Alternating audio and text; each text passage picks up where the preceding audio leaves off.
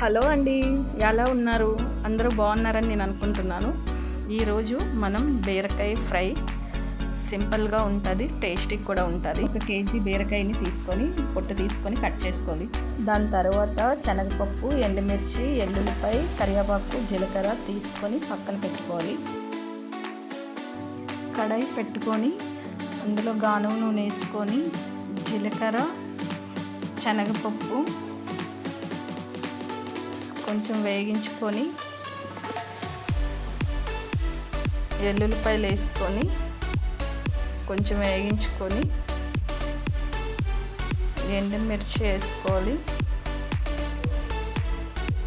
కొంచెం వేగాలి. దాని తర్వాత బీరకాయ ముక్కలు వేయాలి, వేయించి కలపాలి. కలిపిన తర్వాత ఉన్న ముక్కలు కూడా వేసేసుకోవాలి. వేసుకున్న తర్వాత కలిపి బాగా మూత పెట్టుకొని దాంట్లో ఉన్న వాటర్ అంతా బయటకు వస్తుంది. దాంతోనే బీరకాయ ఉడకాలి.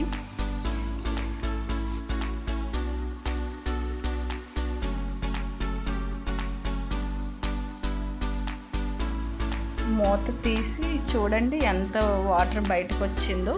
ఇప్పుడు బాగా కలుపుకొని సాల్ట్ తగినంత వేసుకొని కలిపి కారం వేసుకొని మళ్ళీ కలపాలి. బాగా ఫ్రై అవ్వాలి.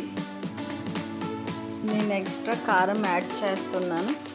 మీరు కావాలంటే తక్కువగా కూడా కారం వేసుకోవచ్చు. ఇదిగో నూనె పైకి వచ్చేగానే రెడీ అయిపోయింది.